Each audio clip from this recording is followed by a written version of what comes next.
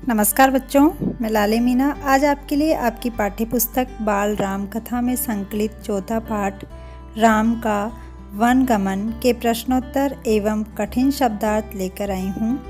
सबसे पहले हम प्रश्नोत्तर की ओर चलते हैं। पाठ से पहला प्रश्न, कैकेयी ने सुमंत्र से क्या कहा? इसका उत्तर है, कैकेयी ने कहा, चिंता की कोई बात नहीं है मंत्रीवर, महाराज राज्याभिषेक के उत्साह में रात भर जागे हैं। वे बाहर निकलने से पूर्व राम से बात करना चाहते हैं। दूसरा प्रश्न है, कैकेयी ने राम से क्या कहा? इसका उत्तर है, कैकेयी ने राम से कहा कि महाराज दशरथ ने मुझे एक बार 2 वरदान दिए थे। मैंने कल रात वही दोनों वरदान मांगे जिससे वे पीछे हट रहे हैं। यह शास्त्र सम्मत नहीं है, रघुकुल की नीति के विरुद्ध है। कैकेयी ने बोलना जारी रखा, मैं चाहती हूँ कि राज्याभिषेक भरत का हो और तुम 14 वर्ष वन में रहो। महाराज यही बात तुमसे नहीं कह पा रहे थे। तीसरा प्रश्न है, राम ने माता कैकेयी की बात का क्या जवाब दिया? इसका उत्तर है, राम संयत रहे।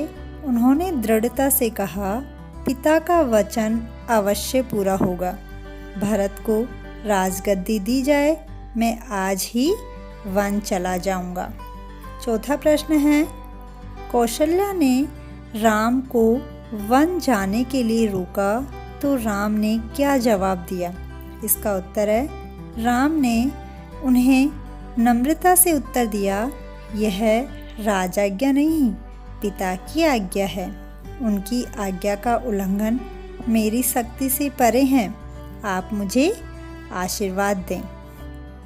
पांचवा प्रश्न है, लक्ष्मण के तर्कों का राम ने क्या उत्तर दिया?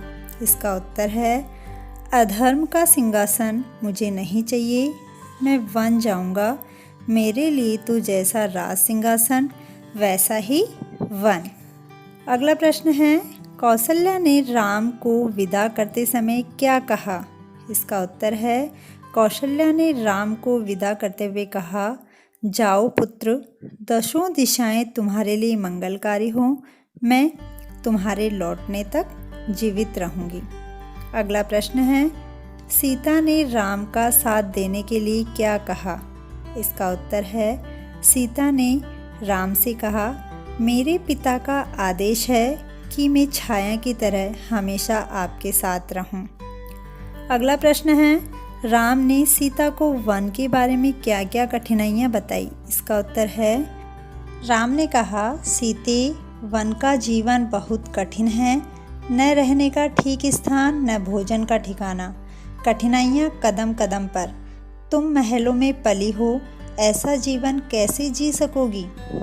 अगला प्रश्न है, राम को वन में जाते समय पिता ने क्या कहा? इसका उत्तर है, राम को वन में जाते समय पिता ने कहा, पुत्र, मेरी मति मारी गई है, मैं वचनबद्ध हूँ, ऐसा निर्णय करने के लिए मैं विवश हूँ, पर तुम्हारे ऊपर कोई बंधन नहीं है। मुझे बंदी बना लो और राज संभालो। यह राज सिंहासन तुम्हारा है, केवल तुम्हारा। अगला प्रश्न है, राम ने जाते समय पिता से क्या कहा? इसका उत्तर है, राम ने जाते समय पिता से कहा, आंतरिक पीड़ा आपको ऐसा कहने पर विवश कर रही है। मुझे राज्य का लोभ नहीं है, मैं ऐसा नहीं कर सकता। आप हमें आशीर्वाद देकर विदा करें। विदाई का दुख सहन करना कठिन है, इसे और न बढ़ाएं। अगला प्रश्न है, महर्षि वशिष्ठ ने सीता के वन जाने पर क्या कहा? इसका उत्तर है, महर्षि वशिष्ठ ने सीता के वन जाने पर कहा कि सीता वन जाएगी तो सब अयोध्यावासी उसके साथ जाएंगे। भरत सोनी अयोध्या पर राज करेंगे, यहाँ कोई नहीं होगा, पशु पक्षी भी नहीं। अगला प्रश्न है, सुमंत्र के लौटने पर राजा दशरथ ने क्या क्या प्रश्न पूछे? इसका उत्तर है, सुमंत्र के लौटने पर राजा दशरथ ने महामंत्री से पूछा, राम कहाँ हैं, सीता कैसी है, लक्ष्मण का क्या समाचार है, वे कहाँ रहते हैं, क्या खाते हैं, इत्यादि। अगला प्रश्न है, राम वन गमन के पश्चात महाराज दशरथ की क्या दशा हुई। इसका उत्तर है, राम वन गमन के पश्चात महाराज की बेचैनी बनी रही, बढ़ती गई और वन गमन के छठे दिन महाराज दशरथ ने प्राण त्याग दिए। राम का वियोग उनसे सहा नहीं गया। अगला प्रश्न है, महाराज दशरथ की मृत्यु के बाद यह क्यों तय किया गया कि राजगद्दी खाली नहीं रहनी चाहिए।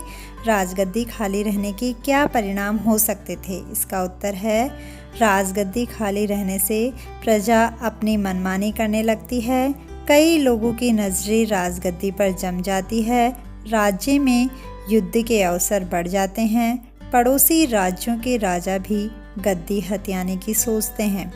इस प्रकार राजगद्दी खाली छोड़ने से केवल युद्ध व अनुशासनहीनता ही बढ़ती है, राज्य तहस नहस हो जाता है, लोग मनमाना आचरण करते हैं, कोई नियम कायदे कानून शेष नहीं रह जाते, सभी अपने अपने स्वार्थ की पूर्ति में लग जाते हैं।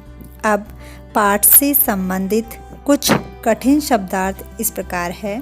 प्रतीक्षा अर्थात इंतजार, क्षीण स्वर अर्थात धीमी आवाज़, आशंकाएं अर्थात संदेह या शक, कोलाहल अर्थात शोरगुल, विस्मित अर्थात आश्चर्यचकित, बेशुद्ध अर्थात होश में न होना, शास्त्र सम्मत अर्थात शास्त्रों के अनुसार उचित, संयत अर्थात मर्यादित या नियंत्रित, दृढ़ता अर्थात मजबूती, मनोकामना अर्थात मन की इच्छा, धिक्कार अर्थात अपमान सूचक शब्द या अनादर, सुध खो बैठना अर्थात बेहोश हो जाना, उलटफेर अर्थात बदलाव या क्रांति, बाहुबल अर्थात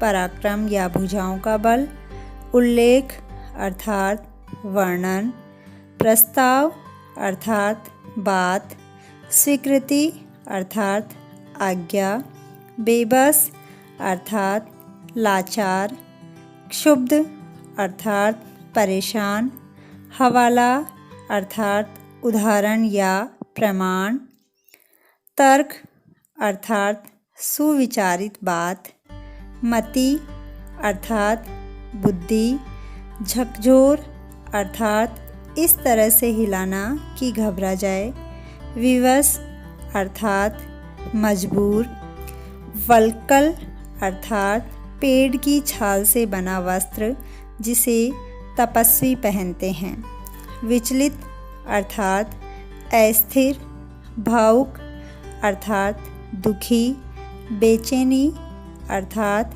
व्याकुलता, मंत्रिपरिषद अर्थात किसी देश, राज्य या संस्था आदि के मंत्रियों का समूह। अगर आपको वीडियो पसंद आया तो लाइक करें, कमेंट करें और चैनल को सब्सक्राइब ज़रूर करें। Thank you.